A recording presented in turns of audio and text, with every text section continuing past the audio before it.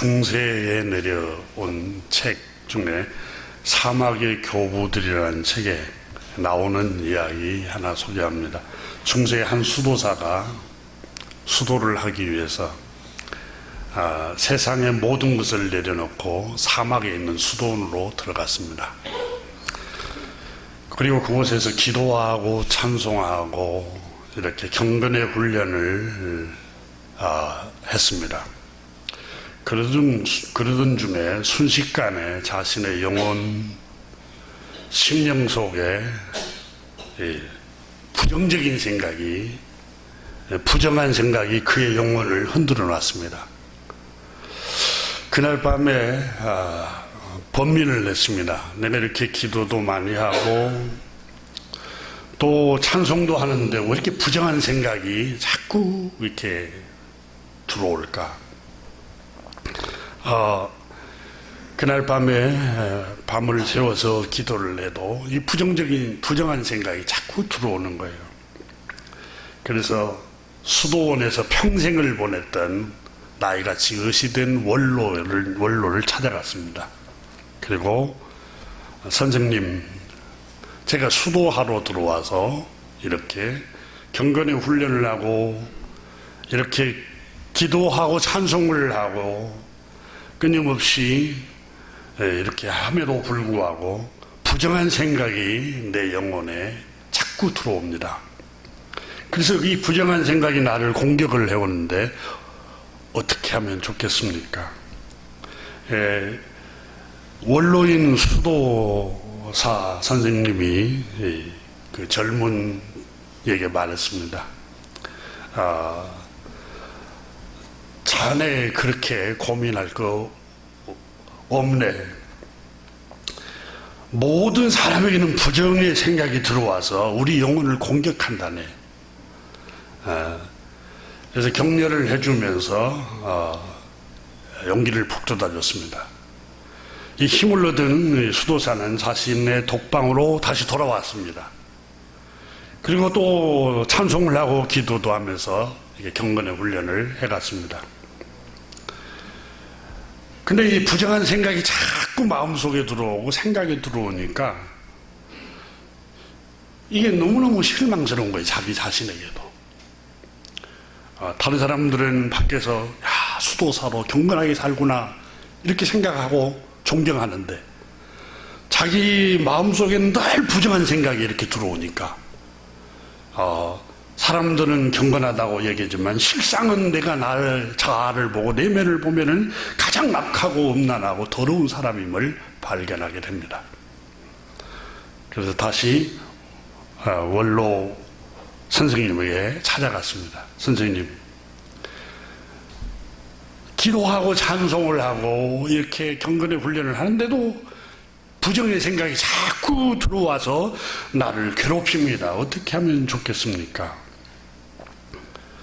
이때 나이가 많이 든 노인 이 수도사 선생님이 말했습니다. 부정한 생각이 들어올 때 그대로 방치하면 안 되네. 그대로 자신을 내버려 두지 말고 오히려 반대로 하게, 악마가 공격할 때마다 너무 깊이 빠지지 말고 나를 찾아오게. 그래서 나에게 그런 공격을 당할 때마다 와서 고백을 하게. 그러면 악마는 피해서 도망갈 걸세. 이렇게 말을 하자 이 젊은 수도사는 또 격려를 받고 또 돌아갔습니다. 그러니까 이게 계속 반복이 돼서 10번이나 넘게 원로인 이 선생님에게 찾아갔습니다. 마지막으로 또 한 번 이제 또 찾아가서 선생님, 아무리 기도를 하고 찬송을 해도 부정의 생각이 자꾸 마음과 생각 속에 이렇게 스며드는데 어떻게 하면 좋습니까? 이렇게 고민을 털어놓았습니다. 그러자 이 원로인 수도사가 말했습니다. 너무 상심하지 말게나. 자네만 그런 게 아닐세. 나는 평생 수도원에서 살고 있으면서도 기도하고 찬송을 하고 이름에도 불구하고 내 영혼 속에 들어오는 이 부정의 생각을 자네가 안다면 깜짝 놀랄 것일세. 아마 이 부정의 생각이 내 안에 들어오는 부정의 생각이 자네 마음에 붙으면 자네는 못 견딜 걸세. 쉴 새 없이 나에게도 이 부정의 생각이 들어오고 부정한 마음이 들어오고 일평생 나도 싸우고 있다네. 이 말씀을 듣고 이 젊은 수도사가 위로를 받습니다. 위로를. 사랑하는 교우 여러분, 우리는 악한 생각과 매일 순간순간마다 싸우고 있습니다.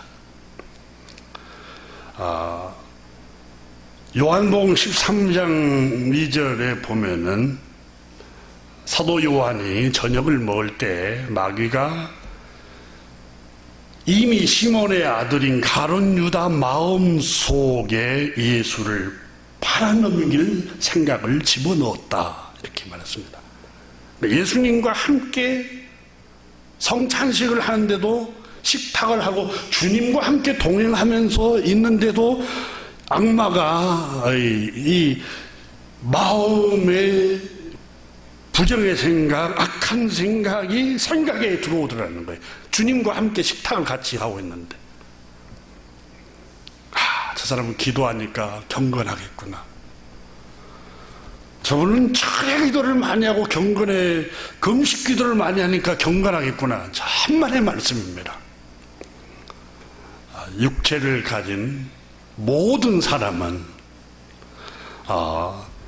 악한 생각, 악한 마귀가 우리 마음에 끊임없이 부정의 생각, 악한 생각을 집어넣습니다.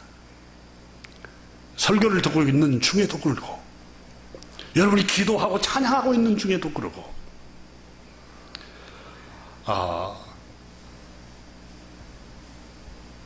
예수님께서 마가복음에 보면 베드로에게 이렇게 말합니다. 마가복음 8장 33절에 마가는 이렇게 기록했습니다. 예수께서 돌이키사 제자들을 보시며 베드로를 꾸짖어 이르되, 사탄아, 내 뒤로 물러가라. 내가 하나님의 일을 생각하지 아니하고 도리어 사람의 일을 생각하는도다. 사탄아, 물러가라. 하나님의 일을 생각하지 않고 도리어 사람의 일을 생각으로 악한 생각이 집어넣는다는 거예요. 그러니까 끊임없이 우리 생각을 혼란스럽게 합니다.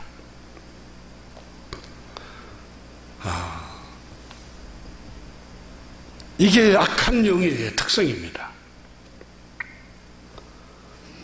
마가복음 7장 21절의 마가는 우리 주님이 하신 말씀을 이렇게 기록했습니다. 또 그들에게 말씀하셨다. 표준 세번역에 보면 사람에게서 나오는 것, 그것이 사람을 더럽힌다. 나쁜 생각은 사람의 마음에서 나오는데, 그러니까 사람 마음에 악한 생각, 악한 영이 마음에서 자꾸 부정한 생각이 들게 한다는 거예요. 이제 사탄아 물러가라, 우리가 막 그러잖아요. 어디를 향해서요? 자기 마음에서 이 악한 생각을 몰아내라는 거예요. 그래서 나쁜 생각은, 악한 마음은 사람 마음에서 나오는데, 첫 번째가 음행과 도적질, 그러니까 살인, 시기, 미움, 간음, 음란함, 탐욕, 악의, 시기, 방탕, 비방하는 것, 수근수근하는 것들, 모독하고 교만한 것들, 이런 악한 것이 모두 사람 속에서 나와서 사람을 더럽힌다 이랬어요. 사람을 더럽히는 게 상대방이 아니라 자기 마음에서 들어오는 악한 생각이 들어오는 거예요.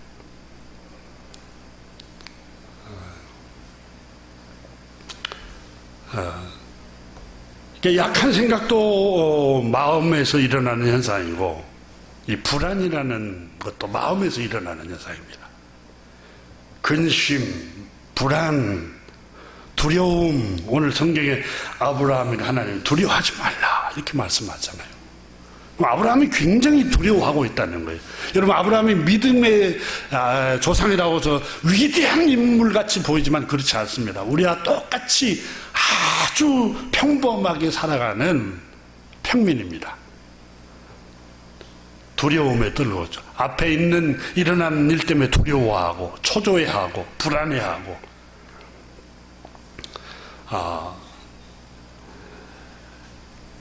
시편 25편에 보면은 내 마음에 근심이 많사오니 그러세요. 그러니까 근심이 마음에서 일어난다고 나와요. 근심이 다 마음에서 일어나는 거예요. 걱정도 마음의 문제고. 잠언 15장 13절에 마음의 즐거움은 얼굴을 빛나게 해도, 즐거움도 마음에서 일어나는 거고, 마음의 근심은 심령을 상하게 하느니라. 근심도 마음에서 일어난다고 잠언에 그렇게 나와요. 이게 다 마음의 문제예요. 근심도 마음에서 일어나는 파동입니다. 그래서 이 마음, 여러분, 의학적으로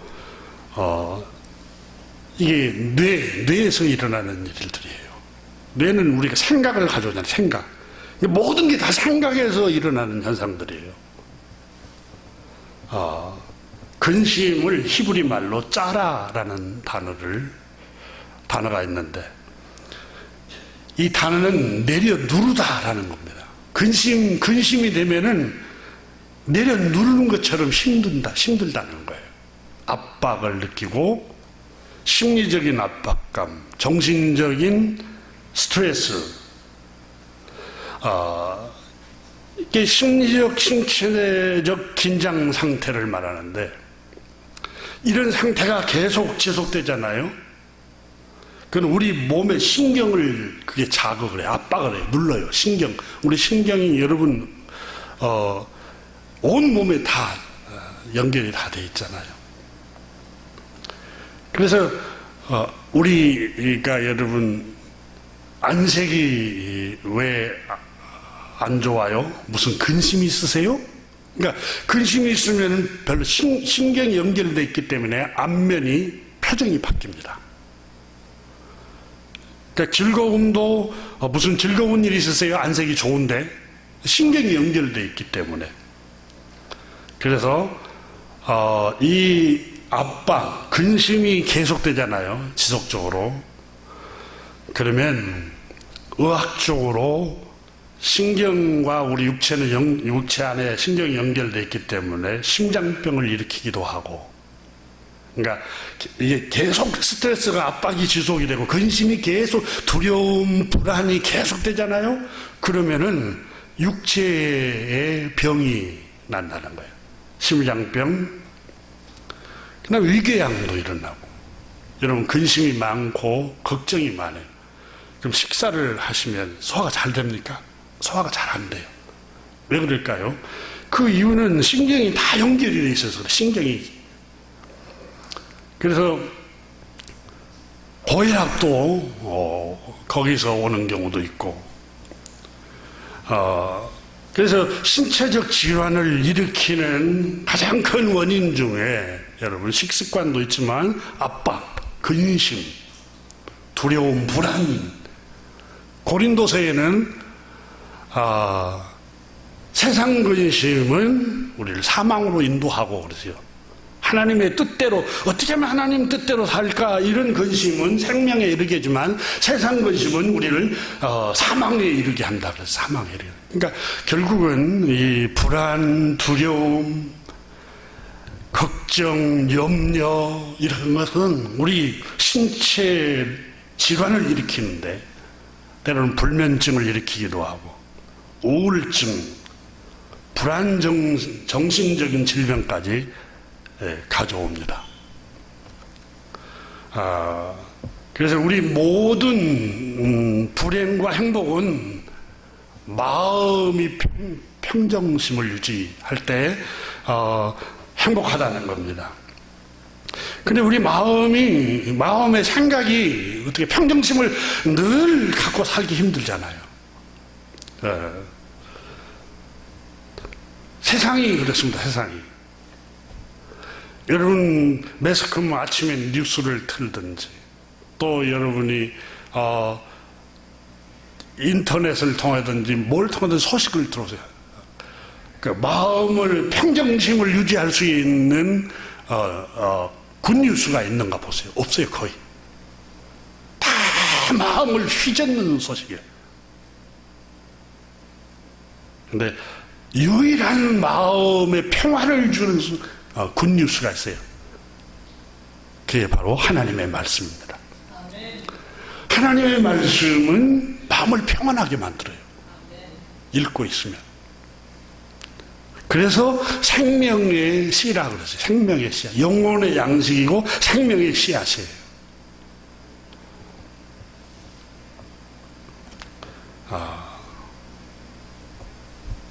이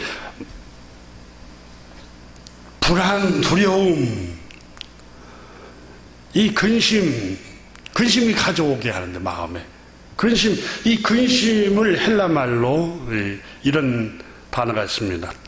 타라소시라는 어휘를 썼는데 이 우리말 뜻이 자극하다, 선동하다, 물을 흐리게 하다, 동요시키다, 휘저어버리다. 우리 마음이 평정했는데 마음을 막 휘저어버려요. 불안하게. 근심이 되도록 마음을 휘저어버리는 거예요. 자꾸. 평정하다가도 어떤 글을 읽고 어떤 메시지를 읽고 어떤 전화를 듣고 마음이 그냥 뒤숭숭해지고 휘저어버리는 경우들이 있어요.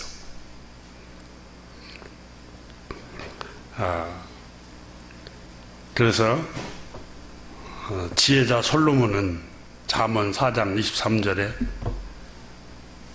그 무엇보다도 너는 너의 마음을 지켜내라.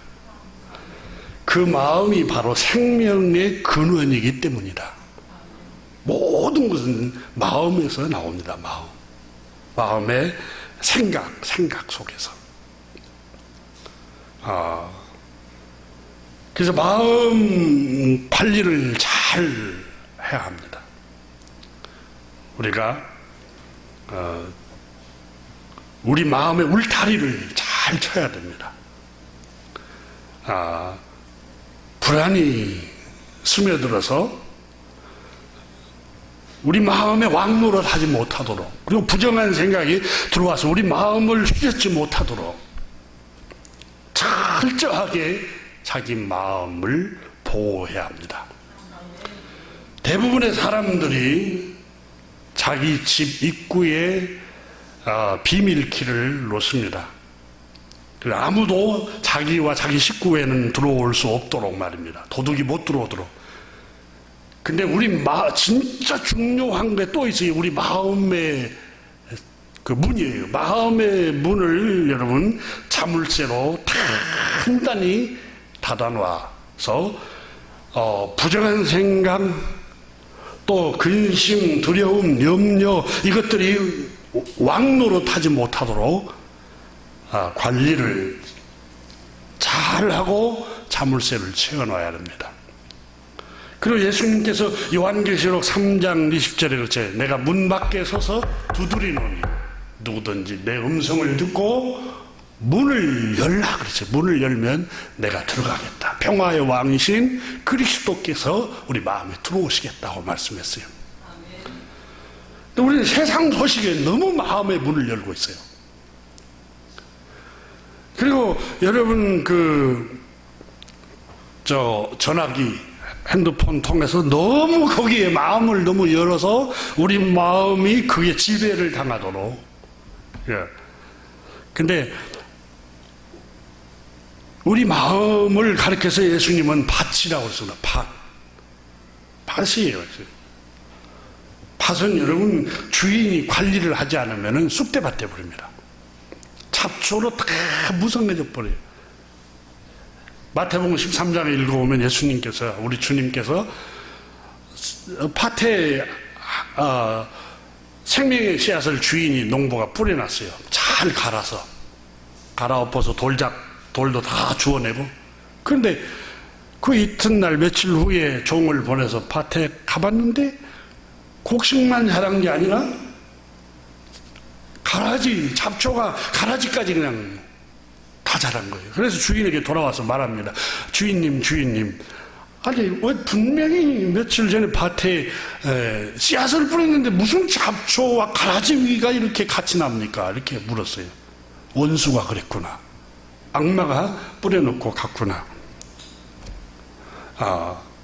우리 어른들이 그러잖아요. 농경사회에서 저는 자랐기 때문에 밭의 곡식은 주인의 발걸음을 듣고 자란단다. 주인이 하루도 걸르지 않고 밤낮으로 논밭을 왔다 갔다 해야만이 잡초를 뽑아낼 수 있고 곡식을 관리할 수가 있어요. 그러니까 우리 마음 밭을 여러분 주야로 우리가 그 농부처럼 이게 가라지가 자라고 있지 않는가, 뿌리 내리고 있지 않는가. 부정한 생각이 스쳐 지나갈 수는 있죠. 근데 거기에 집을 짓고 뿌리를 내리고 있지는 않는가. 이게 계속해서 보고 관리를 해야 돼요. 우리 마음의 밭을. 그래서 바울 선생은 고린도후서 10장 2절 이하에 보면은 모든 생각을 사로잡아 그리스도께 복종하게 하라고 했습니다. 이미 바울 선생은 이 악한 생각이, 악한 영이 생각으로, 우리 생각 속에 마음의 생각으로 들어와서 사람을 휘젓게 만들구나. 그래서 높아진 것, 교만한 마음, 이것도 다 마음의 생각으로 들어오니까 생각을 다 사로잡아서 그리스도께 복종을 시키자. 어떻게 가능하겠어요? 그러면서 바울 선생은 우리가 육신을 입고 살고 있지만은 육정을 따라 싸우는 것이 아닙니다. 비록 우리가 세상에서 살고 있지는 하지만 속된 싸움을 싸우고 있지 않습니다. 우리의 싸움은 영적인 싸움인데 우리의 무기는 육체의 무기가 아니라 견고한 요새라도 무너뜨리는 하나님의 강력한 무기입니다. 바로 에베소서 6장 성령의 검 곧 하나님의 말씀을 가지라 그랬습니다. 여러분, 왜 시편 기자가 행복한 사람, 행복의 비결이냐, 복된 사람은, 복 있는 사람, 행복한 사람이 어떤 사람이냐? 악인의 길을 쫓지 않고 죄인의 길에 서지 않고 오만한 자리에 앉지 않는 건데, 그러니까 죄인된 길, 그 다음에 악인의 생각, 교만하고 오만한 생각이 그의 마음을 사로잡지 않게 하는 게 뭐냐? 오직 주야로 이 말씀을, 이 율법의 말씀을 주야로 묵상하는 자로다. 그는 마치 시냇가에 심은 나무와 같을 것이다.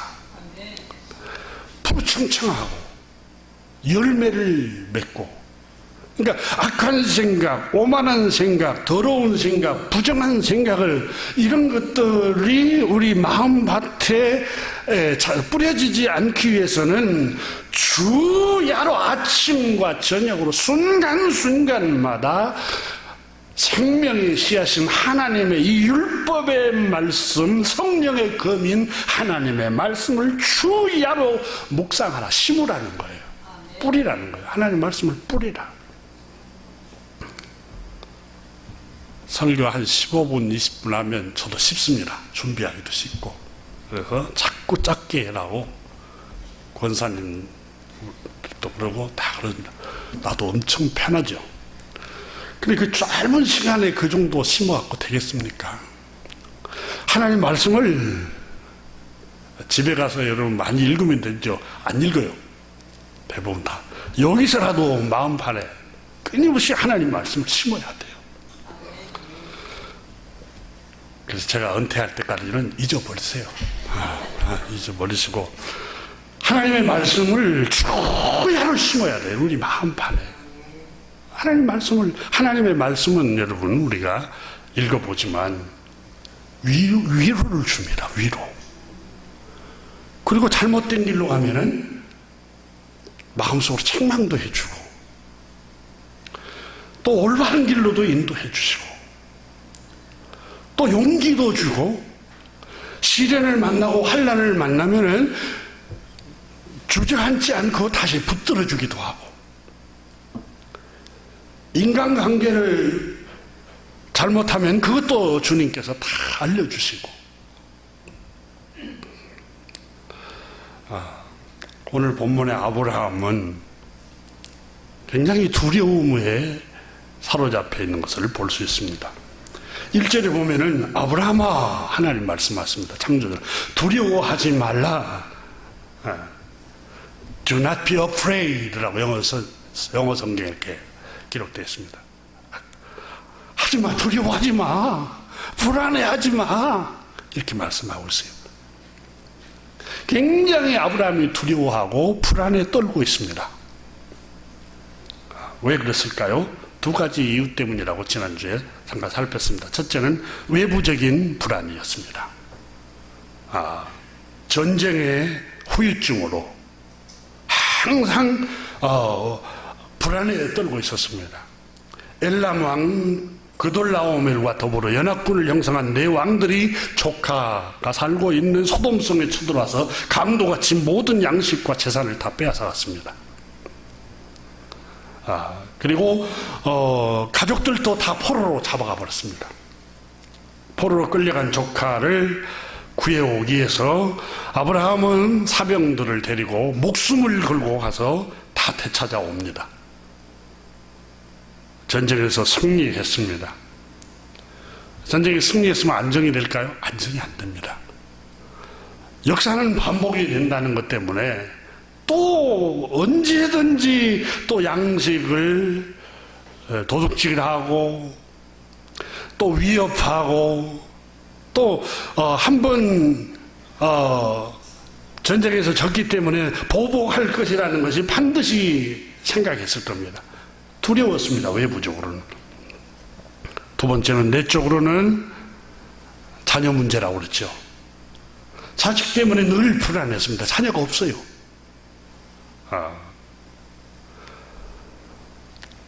오늘 본문에 2절 3절에 보면은 아브라함이 이르되 주 여호와여 무엇을 내게 주시려 하나이까. 아브라함이 재산이 많았잖아요. 근데 뭘 요구하고 있을까요? 주님 나에게 왜 나는 자식이 없사오니 그랬어요. 굉장히 절망하는 말이에요. 나는 자식 때문에 불안합니다. 자식이 없습니다. 불안합니다. 두렵습니다. 이렇게 고백을 하고 있습니다. 그리고 자기가 일구어 놓은 모든 자산을 3절에 보니까 나의 상속자가 내 집에서 길린 자 엘리에셀이 마침내는 나의 모든 재산을 상속받을 수밖에 없고 자식이 한 푼도 자식이 돌아갈 수가 없습니다. 왜냐하면 자식이 없기 때문입니다. 이 말씀 안에는 하나님 창세기 12장에 약속하시지 않았습니까? 분명히 창세기 12장에 주님께서 뭐라고 말씀하셨습니까? 본토 친척 아버지 집을 떠나라. 내가 너로 큰 민족을 이루게 하겠다. 너의 자손을 통해서 큰 큰 민족을 이루게 하겠다고 했는데 주님, 내 나이가 노쇠해져가는 80이 다 돼가고 있는데 큰 민족은 그만두고 한 명도 자식이 없어요. 이렇게 고백하는 말씀입니다. 그러자 주님께서 4절에서 이렇게 말씀합니다. 4절 한번 보십시오. 여호와의 말씀이 그에게 임하여 이르시되 그 사람이 내 상속자가 아니라 내 몸에서 날 자가 내 상속자가 되리라 하시고 그러세요. 이렇게 아브라함에게 하나님께서 말씀을 하고 있습니다. 현실적으로는 전혀 불가능하게 보여요. 자식이 없어요. 한 사람도 없는 거예요. 그래서 아브라함은 불안했고 두려워했고 걱정, 근심 속에서 살아가게 되었던 것입니다. 아브라함뿐만이 아니죠, 여러분. 성경에 나오는 우리가 위대한 욥이라고 말하지만 욥도 위대한 사람이 아니라 우리와 같이 똑같은 평범한 사람입니다. 그럼 위대하기 때문에 무슨 고난이 없었느냐? 여러분, 욥처럼 고난이 많은 사람이 10명의 자식을 한꺼번에 잃어버렸잖아요. 사고로. 한꺼번에 한 명이 아니라 10명이 다 한꺼번에 기둥이 무너져 다 죽어버렸어요. 그래서 사업도 다 망해버렸어요. 다 도둑 맞아버렸어요. 오늘날로 말하면 부도당한 것처럼 말입니다.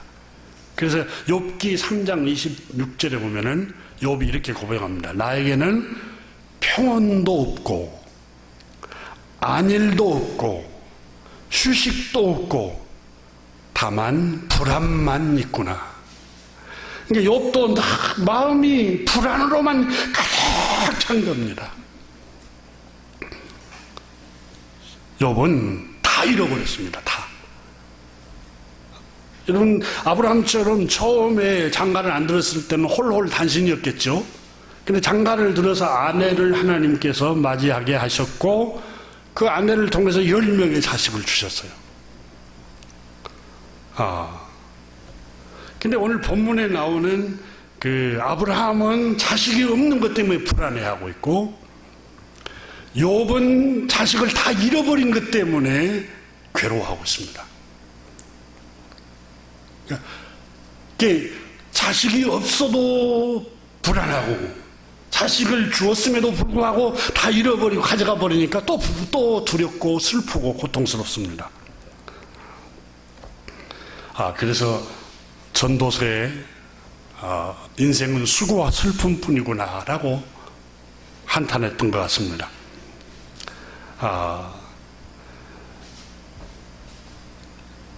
여러분, 자식이 없는 괴로움보다도 이미 하나님께 10명을 줬는데 그걸 다 잃어버렸을 때 어마어마하게 더 큽니다, 고통이.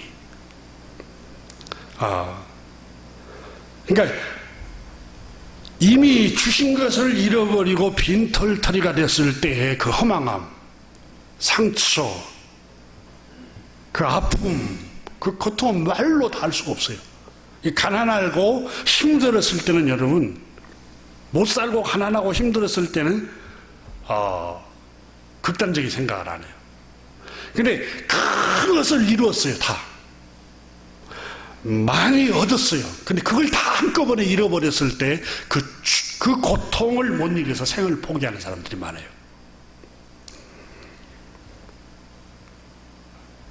가진 것을 잃어버렸을 때가 더 괴로워요. 사랑하는 사람과 영원히 이별했을 때 마음이 무너져 내려버립니다. 사랑하는 사람이 없었으면 그 외로움 조금 견디고 쓸쓸함 견디고 살아가는데 그걸 있다가 잃어버리면 더 큰 고통이에요.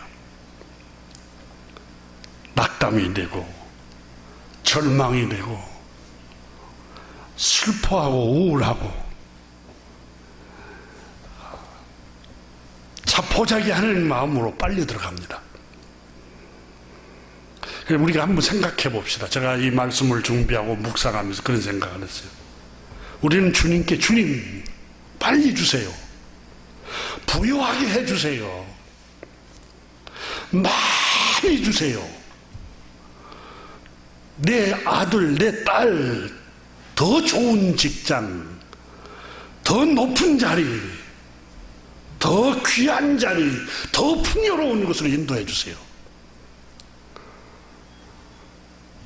이렇게 하나님께 구하는 게 보통 사람들의 모습입니다. 근데 그걸 그거 다 주었을 때, 그 아이가 다 잃어버렸을 때, 모든 걸 다 하나님께서 잃어버리고 다 가져가 버렸을 때, 그 아이가 감당할 수 있을까? 정신적으로 병들지는 않을까? 삶을 자포자기 하지는 않을까? 다 잃어버려도 하나님께서 가져가도 평정심을 유지할 수 있을까?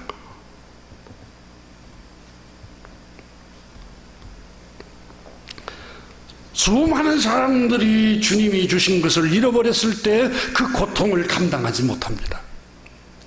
아픔을 이겨내지 못하고 삶을 자포자기하고 우울한 생으로 보낸 사람들이 수없이 많습니다.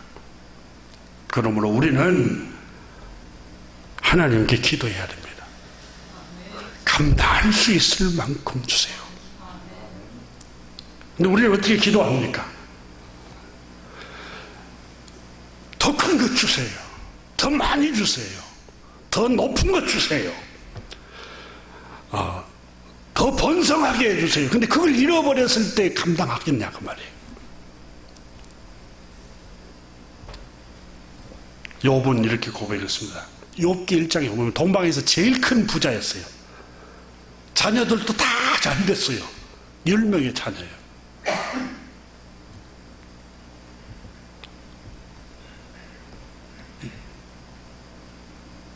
욥이 뭐라고 말했습니까? 나에게는 안온함도 없고 평안도 없고 안식도 없고 오직 불안뿐이구나. 그래서 불안뿐이구나. 왜 그렇습니까? 많은 것을 잃어버리니까.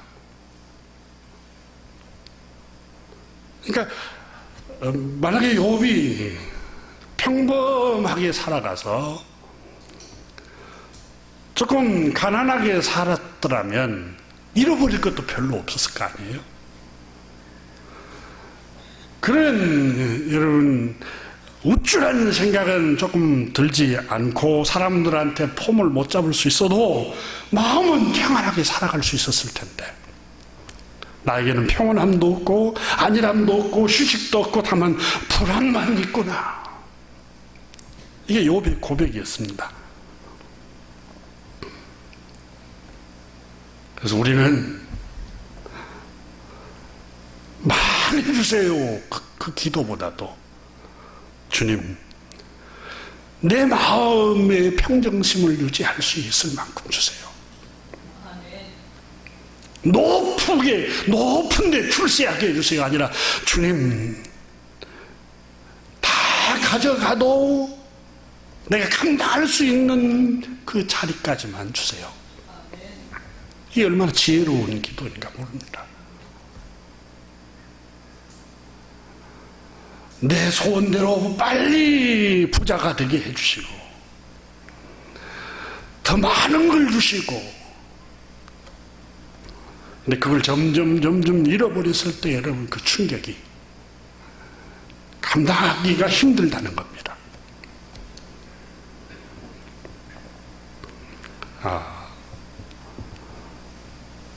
온 몸에 감당하기 힘들어서 압박을 느껴서 욥은 종기가 났다 그랬습니다. 악창이 났어요. 잿더미에 구르며 괴로워합니다. 그러니까 육체의 압박, 스트레스 때문에, 정신적인 스트레스 때문에 육체까지 병들어 버린 거예요. 많은 복을 받았는데 한꺼번에 잃어버렸어요. 10명의 자식이 다 다 승승장구하고 잘 되는데 한꺼번에 다 잃어버렸어요. 이게 못 견디는 거예요. 못 견디는 거. 처음부터 없었더라면은 본래가 없었으니까 하고 견딜 텐데.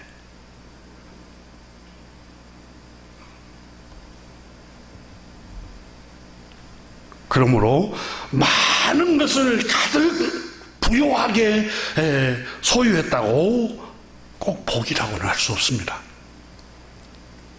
소소하지만 일용할 양식이 있고 쉴 곳이 있고 잠잘 곳이 있고 먹을 것이 있고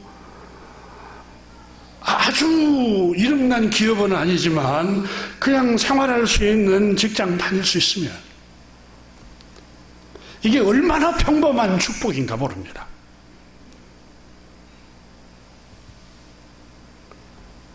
여러분 많이 가지고 출세하면은 승승장구하면은 우쭐함이 생기고 교만함도 생기고 마음의 어려움도 생기고 근데 하루아침에 그걸 잃어버려 보세요. 못 견디는 겁니다. 못 견뎌.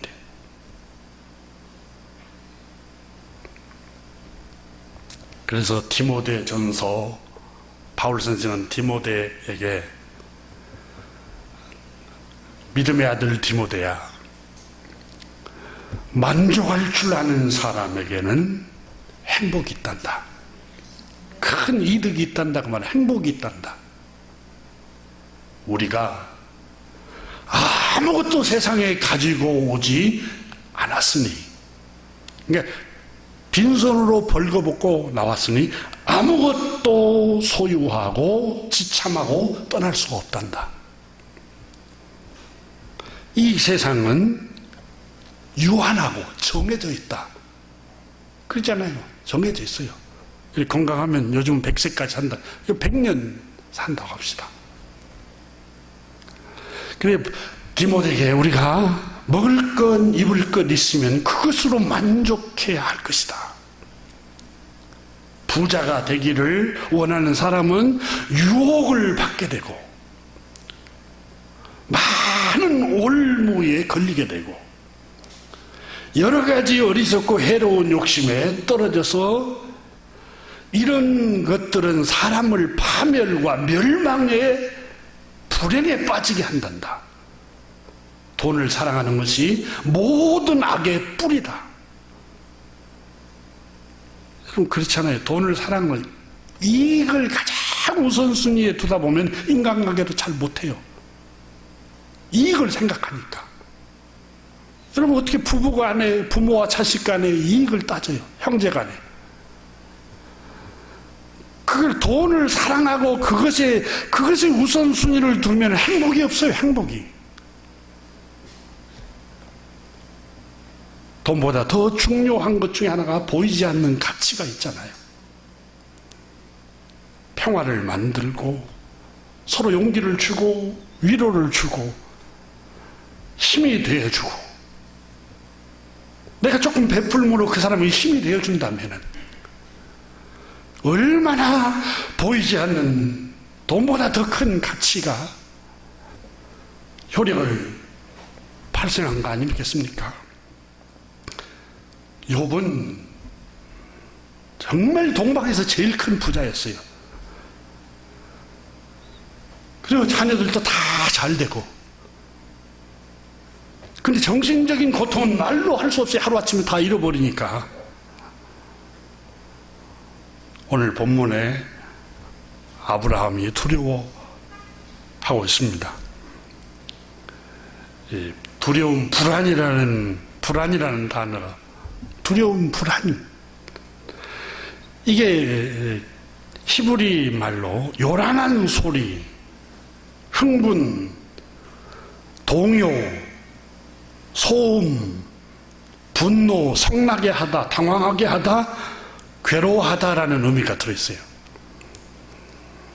그리고 찢다, 떨다, 비틀거리다라는 단어가 있어요. 우리 이 불안하면은 마음이 떨리고 마음이 찢어지고 그래서 창세기 15장에 하나님께서 아브라함에게 오늘 본문에 아브라함아 두려워하지 마라. 나는 내 방패요. 너의 지극히 큰 상급이니라. 환경을 바라보지 말고 창조주 하나님, 전능하신 하나님을 바라보라고 말씀하신 것입니다. 창세기 12장 2절에 내가 너로 큰 민족을 이루고 내게 복을 주어 내 이름을 장대케 하리니 너는 복이 될지라, 이렇게 하나님 말씀하셨고 약속하셨는데, 이때가 분명히 약속을 하셨음에도 불구하고 기다렸음에도 불구하고 아브라함에게는 자식이 없었습니다. 거의 10년 가까이 세월이 흘렀는데도 이 약속의 말씀이 사실일까? 정말 하나님 말씀대로 큰 민족을 이루겠다는 말씀이 맞을까? 현실은 너무 암담해요. 큰 민족은 그만두고 한 명도 없어요, 자식이. 근데 어떻게 하나님의 약속의 말씀이, 내 나이는 점점 노쇠해져 가는데, 그래서 자기 아내와 같이 대화를 나누다가 사라가 여보 혹시 여종 하갈을 통해서 아들을 주실 줄 어떻게 알아? 하고 창세기 16, 우리가 15장을 읽고 있잖아요. 공부하고 있잖아요. 16장에서 사라의 여종 하갈을 취하여 이스마엘을 낳았습니다. 그때가 86세입니다. 그러니까 이스마엘 아들을 낳기 전에 하나님이 너를 통해서 큰 민족을 이루겠다고 약속한 때가 창세기 12장 4절에 보면 75세였습니다. 그러니까 86세에 이스마엘을 낳았어요. 그러니까 10년을 기다렸지만 사라에게 아무 소식이 없는 거예요.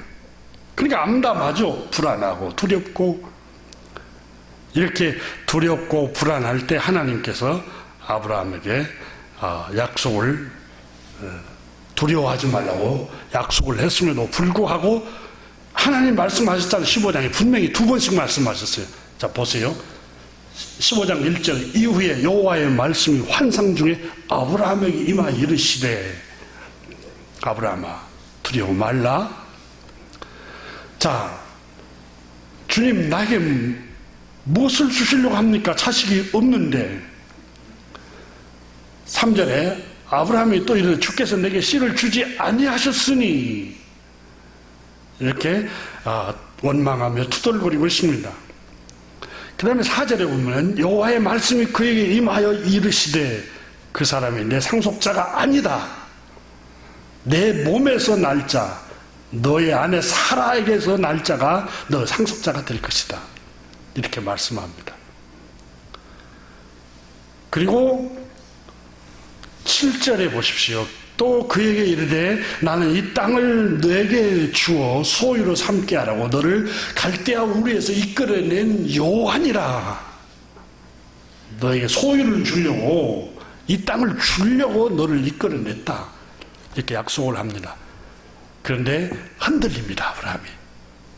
16장에 가서 말씀을 의심하고 그의 사라의 여종 하갈을 취하여 이스마엘을 낳아버립니다.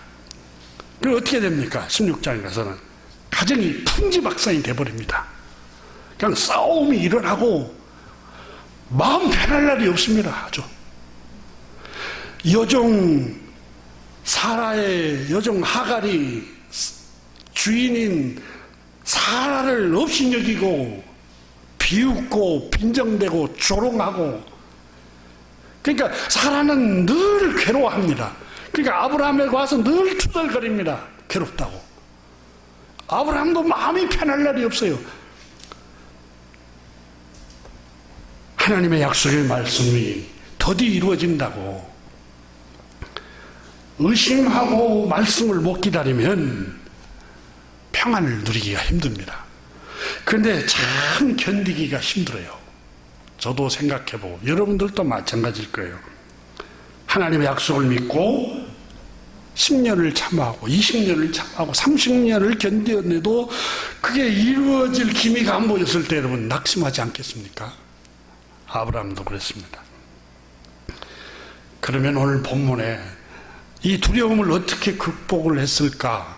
두 가지입니다. 첫째는 소망입니다. 소망. 보십시오. 오늘 본문에 내 몸에서 날 자가 내 상속자가 되리라. 4절 보십시오.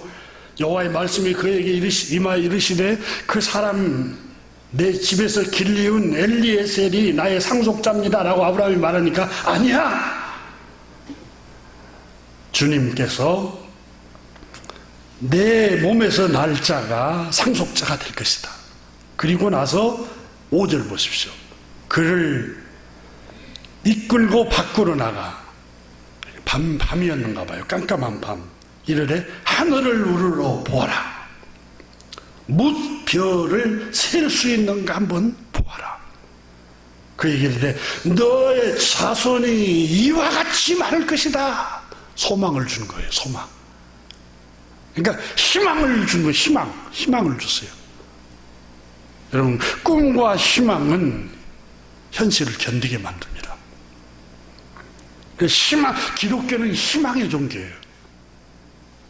예수님께서 사흘 만에 부활하셨잖아요. 그러니까 죽음이 끝이 아니라 인간 사회에서 가장 큰 두려움과 불안은 히브리서의 죽음이라고 그랬어요. 연세가 점점 들어가는 성도님들 가운데 혹시 인생이 아쉽고 죽음이 다가오니까 두려울 수 있어요. 그런데 우리 주님께서 제자들에게 요한복음 14장 1절에 2절에 너희는 마음에 근심하지 말라. 하나님을 믿으니 또 나를 믿으라. 내 아버지 집이 기다리고 있다. 내가 처소를 예비하러 가노니 그 천국을, 영원한 천국을 예비하면 내가 다시 너희에게로 와서 너희를 내 집, 아버지 집에서 영접할 것이다. 천국을 약속하시면서 영원한 천국을 바라보라는 거예요. 이 소망을 준 거예요. 소망을.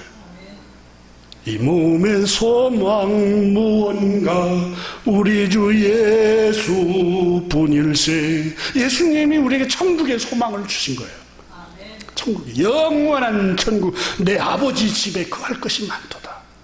우리 인생이 끝나면 우리 영혼은 영원한 천국에 하나님 나라에 들어갑니다.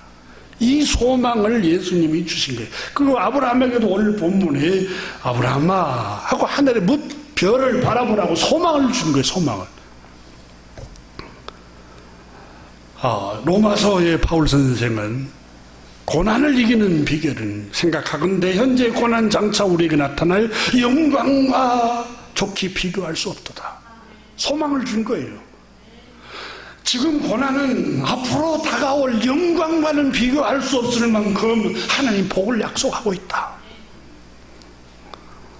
어디 이뿐입니까? 로마서 8장 28절에 하나님을 사랑하는 사람들, 곧 하나님의 계획을 따라서 부르심을 받은 사람들은 모든 일이 서로 작용해서 좋은 결과를 이룬다는, 선을 이룬다는 것을 우리는 알고 있습니다. 지금 겪고 있는 이 현실, 이 아픔이 결국은 협력하여 서로 작용을 해서 더 좋은 결과를 가져온다는 소망을 로마에 있는 교우들에게 편지를 했습니다.